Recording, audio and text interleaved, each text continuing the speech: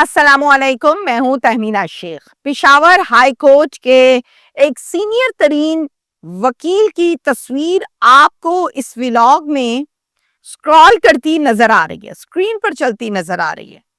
इनका नाम है एडवोकेट मियां जमाल शाह साहब। 27 अप्रैल को वकील को कत्ल कर दिया गया। असल कातिल एक 16 साल का लड़का है जो कि 9th स्टैंडर्ड में पढ़ता है, यानी कि 9th क्लास का तालिब इल्म है, स्टूडेंट है। हैरान कर देने वाली बात यह है कि ये कातिल कोई डाकू नहीं है, कोई दुश्मन नहीं है, बल्कि ये सगा बेटा है। यानी 16 साल का सगा बेटा, इसी ने अपने बाप को अपने ही हाथों से कत्ल कर दिया। प्लानिंग के बारे में मैं आपको बताऊंगी कि ये प्लानिंग कितनी चालाकी, कितनी होशियारी के साथ की गई है कि किसी को पता ना चल सके कि कत्ल किसने किया। लेकिन वो कहते हैं ना कि कत्ल कभी छुपता नहीं है, वो अपने सबूत, अपने निशानात खुद छोड़ता है। जब हम सिर्फ और सिर्फ प्लानिंग को देखते हैं, सूरत हाल को देखते हैं, तो ऐसा लगता है कि प्लानर जो है वो बड़ा ही कोई शातिर, कोई चालाक, कोई होशियार, कोई आदी मुलजिम होगा जिसने ये प्लान किया है। मगर ये प्लान इसी 16 साल के लड़के ने किया है। पुलिस की आंखों में धूल झोंकने की इस लड़के ने कोशिश तो भरपूर की, मगर वो कोशिश कामयाब ना हुई। सगे बेटे की बाप के साथ क्या दुश्मनी हो सकती है? इस हद तक रंजिश क्यों है और नफरत क्यों है? दौरान तफ्तीश इस लड़के ने क्या कुछ पुलिस को बताया है, ये तमाम चीजें मैं आपको आज के व्लॉग में डिटेल के साथ बताऊंगी। पेशावर में यह अफसोसनाक वाकया पेश आया है। पेशावर का एक इलाका है जिसका नाम है इनकलाब, यहाँ का ये वकूआ है। एडवोकेट है मियां जमाल शाह साहब, घर के सरबराह, और इनकी अहलिया का नाम है रखशंदा। अकलौता इनका एक ही बेटा है। 16 साल इस बच्चे की, इस लड़के की उम्र है। 9th क्लास में ये पढ़ता है और नाम है इसका फिरोज।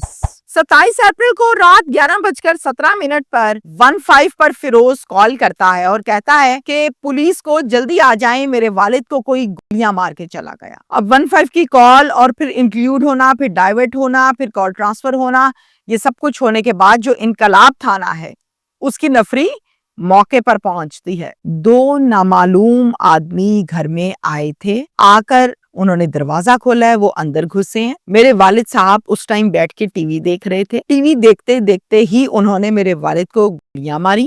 गोलियां मार के फौरन भाग गए। मैं चीखता रहा, मेरी किसी ने नहीं सुनी। और सिर्फ अंदर गोलियां मार के नहीं गए, गली में खड़े होकर भी गोलियां मार रहे थे।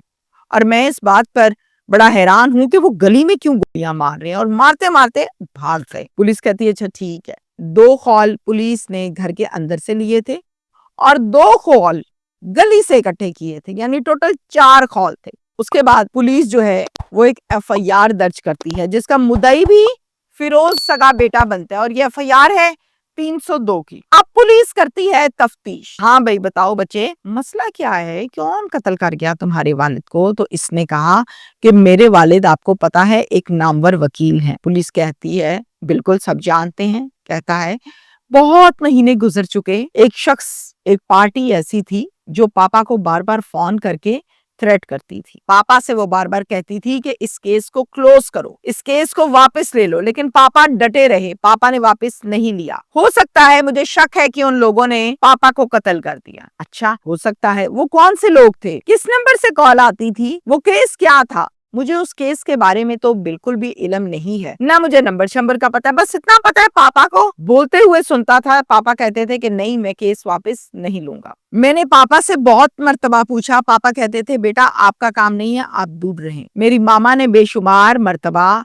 मेरे पापा से पूछा कि क्या बात है, क्यों परेशान रहते हो? उन्होंने मेरी मामा से भी ये कहा कि आप लोगों का काम नहीं है, आप लोग दूर रहो, मैं खुद ही टैकल करूंगा अपने मसाइल को, और ये मेरे लिए रूटीन मैटर्स हैं, कोई खास बड़ी बात नहीं है। तो हम फिर खामोश हो जाते थे। यही एक झगड़ा चल रहा था और मुझे ऐसा लगता है कि इसी वजह से मेरे पापा को कत्ल कर दिया गया है।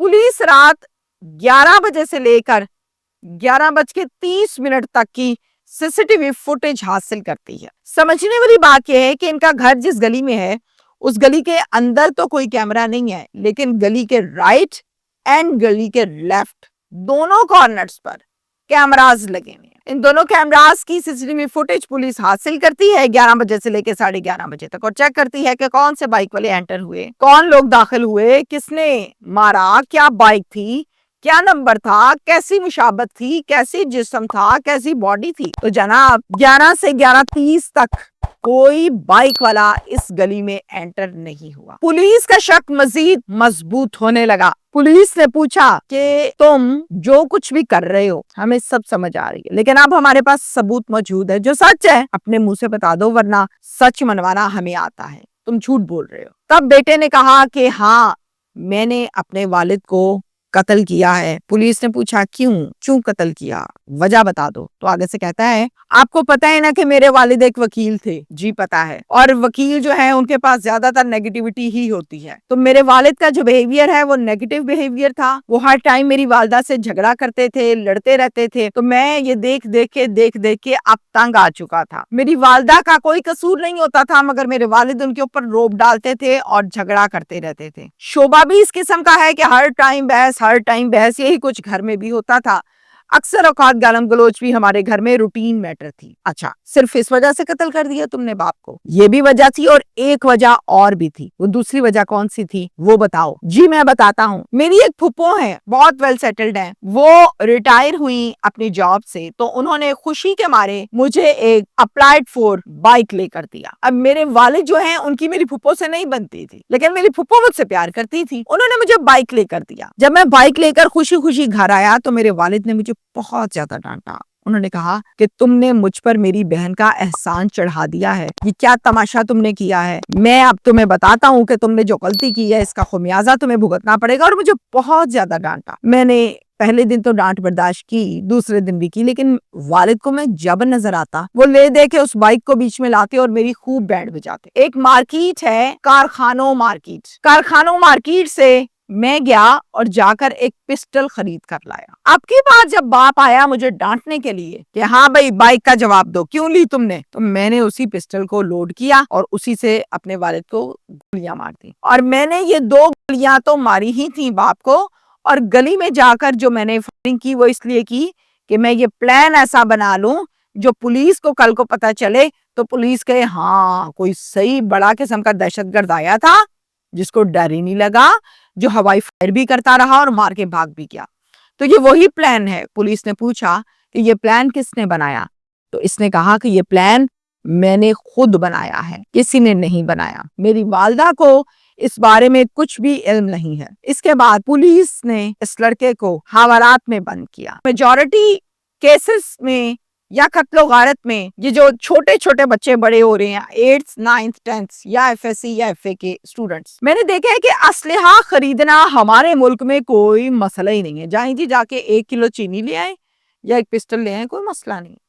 جدھر جائیں وہاں سے جا کے آپ پسٹل خرید لیں, کوئی پوچھ گچھ نہیں ہے. پیسے آپ کے پاس ہونے چاہیے, پسٹل آپ کو اچھے سے اچھا بھی ملے گا, برے سے برا بھی ملے گا. پیسے ہونے چاہیے, کسی لائسنس کی ضرورت نہیں ہے, کوئی پوچھ گچھ نہیں ہے, کسی بڑے کی ضرورت نہیں ہے, کسی ID کارڈ کی ضرورت نہیں ہے. یہ لوگ نہیں مانگتے, جو کہ غلط ہے.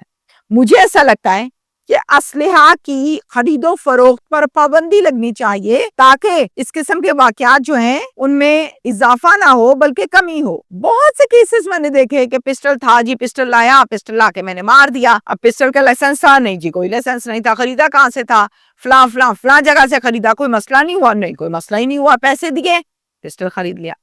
تو یہ جو اسیس ہے پسٹل خریدنے کی, اسلحہ لینے کی, اس پر گورنمنٹ کو چاہیے کوئی قانون سازی کریں, کوئی روک تھام کریں, کوئی قانون یا پالیسی اس پر اپلائی کریں. یہ پالیسی ہے کہ بغیر لائسنس کے اسلحہ رکھنا غلط ہے, جرم ہے. اس پر FIR بھی ہوتی ہے, لیکن ٹھیک چند گھنٹوں کے بعد اس کی بیل بھی ہوتی ہے. تو کچھ ایسا ہونا چاہیے جس سے اس کی بیل, کچھ ایسا ہونا چاہیے کہ اس کی بیل نہ ہو, ضمانت نہ ہو, تاکہ اس چیز کو تو کنٹرول کیا جائے جو قتل و غارت کا سبب بنتی ہے. جوان خون نہ سمجھ لڑکا, باپ نے ڈانٹا, گولی مار دی. پسٹل نہ ہوتی تو شاید یہ قتل نہ ہوتا. Thank you.